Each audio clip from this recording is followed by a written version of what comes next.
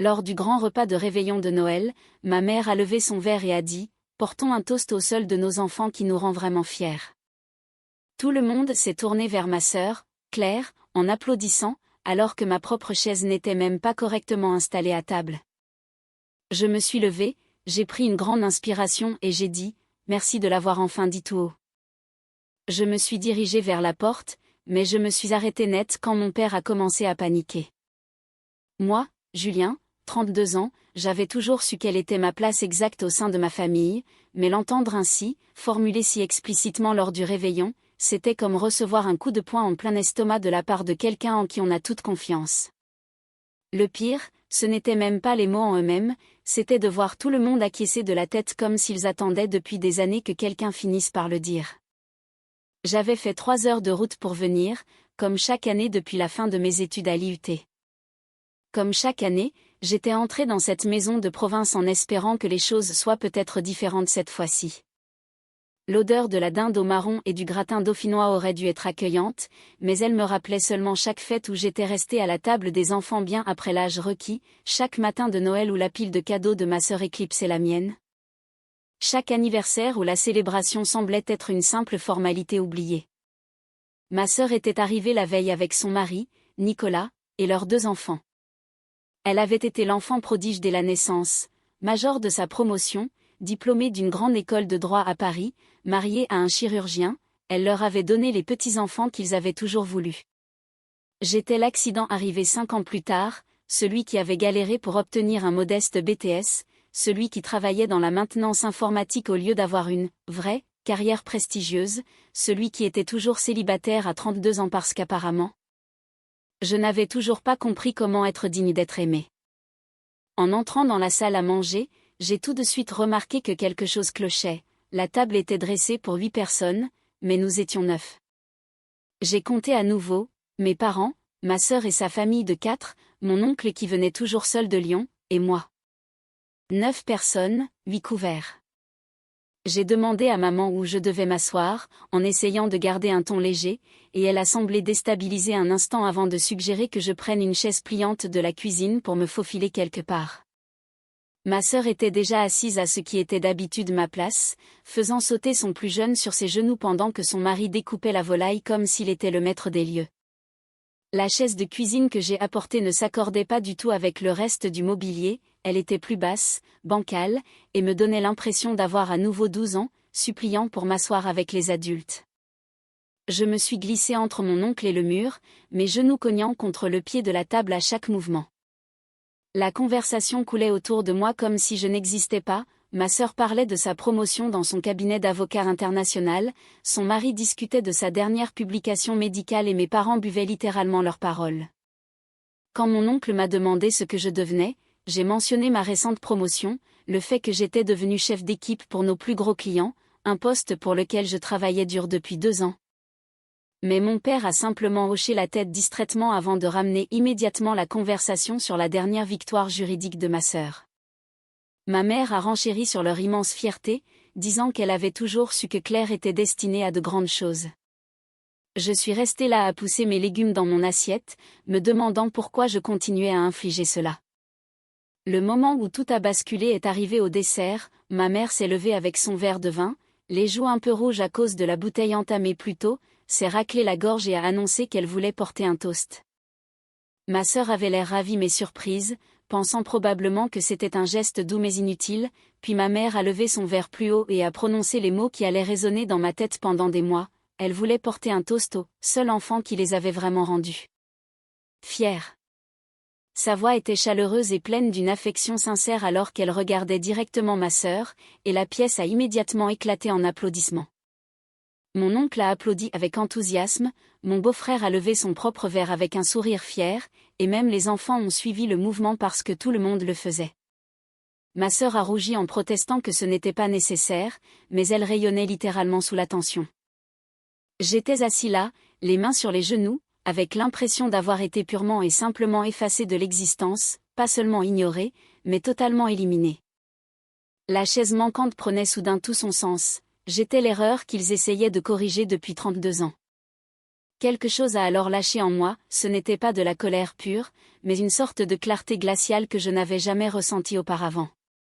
Je me suis levée lentement, sentant tous les regards se poser sur moi pour la première fois de la soirée, et les applaudissements se sont tus alors qu'ils attendaient de voir ce que j'allais faire. J'ai remercié maman d'avoir enfin exprimé tout haut ce que nous pensions tous tout bas depuis des années. Ma voix était calme, presque banale, ce qui a semblé les déstabiliser encore plus que si j'avais commencé à hurler. Je leur ai dit que c'était au fond rafraîchissant de voir la vérité éclater au grand jour au lieu de continuer à prétendre que nous étions une famille unie et équilibrée. Le silence qui a suivi était assourdissant, ma sœur est devenue livide et a commencé à balbutier que maman ne le pensait pas ainsi, mais je l'ai coupée doucement en lui disant qu'elle n'avait pas besoin de chercher d'excuses, car nous savions tous exactement ce que maman voulait dire. Je me suis dirigée vers l'entrée, attrapant mon manteau dans le placard de l'entrée. C'était l'instant vers lequel je tendais toute ma vie sans m'en rendre compte, j'allais enfin cesser de m'exposer à leur indifférence et à leur déception chronique. Mais alors, la voix de mon père m'a arrêté net, il ne s'adressait pas à moi, il chuchotait frénétiquement à ma mère dans la salle à manger, mais sa voix portait malgré lui.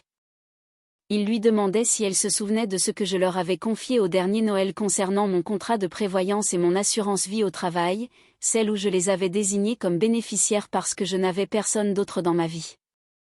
Mon sang n'a fait qu'un tour. En décembre dernier, j'avais mentionné en passant que le capital de mon assurance vie d'entreprise avait augmenté, et comme je n'étais ni marié ni père, j'avais gardé mes parents comme bénéficiaires par sens des responsabilités. Mon père avait posé énormément de questions sur le montant exact, les conditions du versement, si c'était lié à mon ancienneté. Maintenant, je comprenais enfin pourquoi il s'y était tant intéressé, et pourquoi il continuait à m'inviter à chaque fête de famille malgré le fait qu'il ne voulait visiblement pas de moi, j'étais un investissement. J'ai entendu ma mère tenter de le faire taire, mais le mal était fait, ma sœur demandait de quoi il parlait et mon oncle avait l'air totalement perdu. Les enfants commençaient à s'agiter, sentant la tension des adultes sans pouvoir la comprendre. Je suis retournée dans la salle à manger et j'ai demandé directement à mon père ce qui l'inquiétait tant. La question est restée suspendue dans l'air comme une fumée épaisse. Il a bafouillé quelque chose, prétendant qu'il voulait juste s'assurer que j'allais bien, que nous avions peut-être tous un peu trop bu et qu'il vaudrait mieux en reparler plus tard. Mais j'ai insisté lourdement, lui demandant s'il s'inquiétait de ce qui arriverait à cet argent si je décidais de changer les bénéficiaires, et si c'était peut-être la seule et unique raison pour laquelle il tolérait ma présence depuis toutes ces années. Le regard de culpabilité que mes parents ont échangé m'a apporté toutes les réponses nécessaires. Ma sœur les regardait avec horreur, commençant enfin à assembler les pièces du puzzle. Mon oncle a posé son verre et s'est adossé à sa chaise, observant le drame familial comme s'il s'agissait d'un film tragique. Je leur ai dit que j'avais désormais pas mal de choses à méditer, et que les bénéficiaires de l'assurance vie n'étaient que le sommet de l'iceberg. Il y avait aussi la question du prêt que je leur avais consenti il y a 3 ans pour les aider à renégocier leur crédit immobilier, de l'argent dont ils n'avaient jamais plus mentionné le remboursement, ainsi que l'apport que j'avais versé pour leur nouvelle voiture l'année dernière. Présenté alors comme un geste familial qui n'allait visiblement que dans un sens unique. Mon père a commencé à rétropédaler de manière pathétique, affirmant que je comprenais tout de travers, tandis que ma mère s'interposait en prétendant qu'elle s'était simplement mal exprimée lors du toast et qu'elle était fière de ses 2 enfants. Mais ses paroles sonnaient creux, comme si elle récitait un mauvais script sous la pression. Je leur ai posé une question finale et brutale: si je ne leur avais pas parlé de cet argent et de cette assurance, m'auraient-ils seulement envoyé une invitation pour ce repas de Noël ? Le silence qui a suivi s'est étiré jusqu'à devenir une réponse définitive en soi. Ma sœur a fini par prendre la parole, demandant avec une voix tremblante à nos parents si c'était vraiment pour cette raison qu'ils m'incluaient encore. Elle semblait sincèrement bouleversée, comme si elle les voyait sans phare pour la toute première fois de sa vie. Son mari fixait obstinément son assiette, visiblement mal à l'aise d'être témoin d'un tel déballage. C'est à ce moment précis que j'ai réalisé quelque chose de fondamental: ma sœur n'était pas dans la confidence. Pendant toutes ces années, j'avais présumé qu'elle était complice de ce favoritisme, qu'elle participait sciemment à mon exclusion, mais son choc était aussi authentique que le mien. Elle croyait sincèrement que nos parents nous aimaient de façon égale et que mon sentiment d'être mis à l'écart n'était qu'une coïncidence ou une hypersensibilité de ma part. Je lui ai dit que j'étais désolée qu'elles doivent découvrir leur vrai visage de cette manière, qu'elle méritait de garder son image idéale de ses parents, mais que pour moi, la comédie était terminée. Ma mère s'est mise à pleurer, me suppliant de ne pas partir sur un coup de colère et jurant qu'elle m'aimait, que j'étais indispensable à l'équilibre de la famille. Mais quand je lui ai demandé de nommer une seule chose précise dont elle était fière me concernant, un seul accomplissement, une seule qualité humaine, un moment unique où elle avait ressenti une véritable étincelle de fierté pour moi, elle est restée incapable de répondre. Mon père a alors tenté une approche différente en s'énervant, m'accusant d'être trop dramatique et de gâcher Noël pour un simple malentendu, ajoutant que je devrais être reconnaissant pour tout ce qu'ils avaient fait pour moi au fil des ans. Quand je lui ai demandé de citer une seule chose qu'ils avaient faite pour moi qu'ils n'avaient pas faite au centuple pour ma sœur, il a commencé à énumérer stupidement le fait de m'avoir nourri et logé, des obligations parentales élémentaires qu'il présentait comme des actes de charité héroïques. L'absurdité totale de la scène m'a frappé de plein fouet. J'étais là, un homme adulte, en train de mendier une preuve d'amour à ses propres parents sous les yeux de mes neveux installés dans leur chaise haute. C'était à cela que je m'étais soumis pendant des décennies, quémandant des miettes d'affection à des gens qui me considéraient comme un fardeau financier et une roue de secours. J'ai regardé ma sœur une dernière fois et je lui ai dit que j'espérais qu'elle aurait une relation bien plus saine avec ses propres enfants, qu'elle saurait aimer les deux avec la même intensité, même si l'un d'eux ne correspondait pas exactement à ses attentes. Elle a hoché la tête, les yeux noyés de larmes, et je suis sortie pour de bon cette fois-ci. Première mise à jour, les appels ont commencé dès le lendemain matin, d'abord ma mère, puis mon père, puis ma sœur. Je les ai tous laissés tomber sur ma messagerie, ayant besoin de temps pour digérer la violence de la soirée. Quand j'ai enfin écouté les messages, le schéma était d'une prévisibilité navrante. Celui de ma mère était saturé de sanglots et d'excuses confuses, disant qu'elle n'avait jamais voulu me faire de peine, tandis que celui de mon père était purement défensif, affirmant que j'avais surréagi et exigeant que je le rappelle pour régler cela de façon mature. Le message de ma sœur était radicalement différent, elle semblait dévastée et affirmait que nous devions impérativement avoir une discussion honnête sur le fonctionnement de notre famille. J'ai choisi de la rappeler en premier, elle a décroché immédiatement et a commencé par s'excuser de son aveuglement passé. Elle m'a confié avoir passé une nuit blanche à repenser à chaque Noël, chaque anniversaire, chaque repas, essayant de voir si j'avais toujours été traitée comme un citoyen de seconde zone, et que maintenant qu'elle avait ouvert les yeux, elle ne pouvait plus ignorer la réalité. Elle m'a raconté la discussion qu'elle avait eue avec Nicolas après mon départ, il lui avait avoué s'être souvent demandé pourquoi nos parents semblaient s'investir autant dans leur vie à eux tout en ignorant superbement la mienne, mais il avait mis cela sur le compte de mon célibat. Je lui ai dit que j'appréciais sa démarche mais que ce n'était pas sa faute, qu'elle n'était qu'une enfant quand ces schémas s'étaient installés. Elle m'a alors demandé de lui donner des exemples concrets de ce qu'elle avait pu occulter, et je me suis exécutée. Je lui ai parlé de la fois au lycée où j'avais obtenu les félicitations pour la première fois et où maman avait demandé devant tout le monde s'il n'y avait pas une erreur de prénom sur le bulletin, du fait qu'ils n'avaient jamais manqué un seul de ces matchs de handball mais qu'ils avaient zappé ma remise de diplôme de fin d'études parce qu'ils avaient une soirée bridge.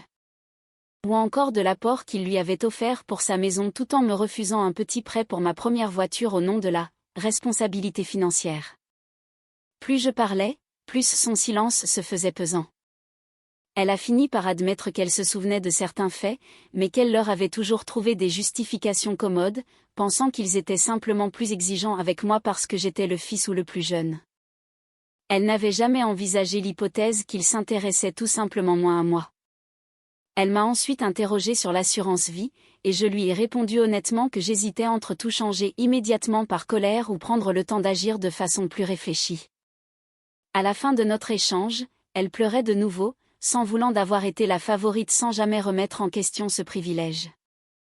Je l'ai rassurée en lui disant qu'un enfant ne peut pas être blâmé pour avoir reçu l'amour de ses parents, le problème étant qu'il n'avait visiblement de la place que pour une seule personne. Deuxième mise à jour, mon père s'est présenté à mon appartement le mardi suivant sans prévenir. Le voir sur mon palier était surréaliste, il semblait avoir vieilli de 10 ans, paraissant soudainement plus fragile. Je l'ai laissé entrer malgré tout, et il a immédiatement abordé le sujet de l'assurance vie, confirmant ainsi ses véritables priorités. Il voulait savoir si j'avais déjà effectué les démarches pour changer les bénéficiaires, et quand j'ai confirmé que j'y pensais sérieusement, il a perdu son calme, expliquant qu'il comptait sur cet argent pour leurs vieux jours et qu'ils avaient planifié leur retraite en conséquence. Je l'ai forcé à s'écouter, il était terrifié à l'idée de perdre l'argent issu de mon éventuel décès, mais semblait se moquer éperdument de me perdre de mon vivant. Il a tenté de corriger le tir en disant qu'il tenait à notre lien, mais que cette dispute l'avait fait réaliser la profondeur du fossé entre nous. Je lui ai reposé la question fatidique, « Cite-moi une seule chose dont tu es vraiment fier chez moi. » Après un long silence gênant, il a fini par mentionner ma stabilité d'emploi et le fait que je n'avais jamais causé de problème majeur, des compliments tellement fades qu'ils ressemblaient à des insultes déguisées. Je lui ai alors demandé pourquoi il pensait que je les avais désignés comme bénéficiaires au départ, et il a répondu que c'était sans doute parce que la famille était sacrée pour moi. Je lui ai donné raison, la famille avait été mon pilier pendant 32 ans, et c'était précisément pour cela qu'il m'avait fallu autant de temps pour admettre que cet attachement n'était pas partagé. Il s'est de nouveau braqué, jurant qu'il m'aimait autant que Claire, mais incapable d'expliquer pourquoi cet amour ne se manifestait jamais par des actes concrets. Je lui ai fait remarquer qu'il ne connaissait rien de ma vie professionnelle alors qu'il pouvait réciter le CV de ma sœur par cœur, et qu'il n'avait jamais mis les pieds chez moi avant ce jour alors qu'il avait passé des semaines à faire des travaux dans la maison de Claire. La discussion a tourné en rond pendant 1 heure, oscillant entre excuses maladroites et justifications absurdes, sans qu'il ne parvienne jamais à me convaincre que le futur serait différent. J'ai fini par lui dire que j'avais besoin d'une distance totale pour réfléchir à l'avenir de notre relation, s'il y en avait un. Avant de franchir le seuil, il a encore eu l'audace de m'interroger sur l'assurance vie. Je lui ai répondu que ma décision ne serait pas dictée par leur confort financier mais par ce qui me semblerait juste pour moi. 3e mise à jour, 3 semaines plus tard, ma décision était prise. J'ai officiellement modifié les bénéficiaires de mon assurance vie au profit d'une fondation qui aide les étudiants issus de milieux modestes à accéder aux grandes écoles. C'était ma façon d'honorer mon propre parcours, celui de l'homme que j'étais devenu malgré le manque de soutien familial. J'ai gardé cela pour moi pendant un temps, utilisant ces semaines pour redéfinir mes propres priorités et réaliser que je m'étais souvent bridé pour essayer de plaire à des gens qui ne me voyaient pas. J'ai enfin osé inviter une collègue qui me plaisait énormément, réalisant que je ne méritais pas moins d'amour que n'importe qui d'autre, et je me suis inscrit à une formation de haut niveau en développement que je reportais depuis trop longtemps. J'ai aussi commencé une thérapie pour enfin déconstruire ces décennies de négligence émotionnelle. 1 semaine avant Noël, j'ai dîné avec Claire, elle m'avait appelé régulièrement, cherchant sincèrement à rebâtir notre lien sur des bases saines. Elle m'a raconté avoir eu des confrontations musclées avec nos parents, les forçant à admettre leurs torts. S'il restait globalement dans le déni, ma mère avait fini par avouer qu'elle se sentait plus proche de Claire car elle se ressemblait davantage, et mon père avait reconnu avoir toujours eu des attentes plus élevées pour elle, comme si j'étais d'office hors jeu. Claire m'a proposé de venir pour le réveillon, garantissant que j'aurais ma place et que l'ambiance serait respectueuse, mais j'ai décliné, j'avais besoin de savoir qui j'étais sans le poids de leur jugement permanent. J'ai passé Noël dans la belle famille de ma nouvelle compagne, ils m'ont accueilli avec une chaleur authentique, s'intéressant vraiment à qui j'étais, et j'ai vécu là les fêtes les plus sereines de toute mon existence. Le soir du Nouvel An, j'ai passé un dernier appel à mes parents pour les informer du changement de bénéficiaire et de mon intention de ne plus participer aux réunions de famille pour une durée indéterminée.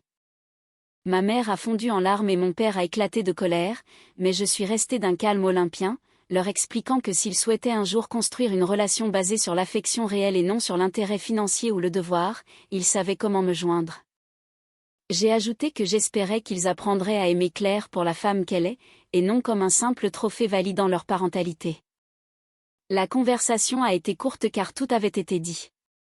Cela fait maintenant 6 mois et je ne me suis jamais sentie aussi bien. Ma carrière explose, ma vie sentimentale est stable et je me suis entourée d'une famille de cœur composée d'amis qui m'apprécient à ma juste valeur. Claire et moi sommes restés très proches et elle a elle aussi appris à poser des limites fermes avec nos parents. Parfois, je me demande si je regretterai cette rupture, mais je n'ai qu'à repenser à ce dîner de Noël, assis sur ma petite chaise dépareillée dans un coin, écoutant mes propres parents porter un toast à leur seul enfant digne d'intérêt. Pour savoir que j'ai pris la décision la plus saine de ma vie, certaines familles méritent qu'on se batte pour elles, mais d'autres ne sont que des ancres qu'il faut savoir lâcher pour enfin avancer.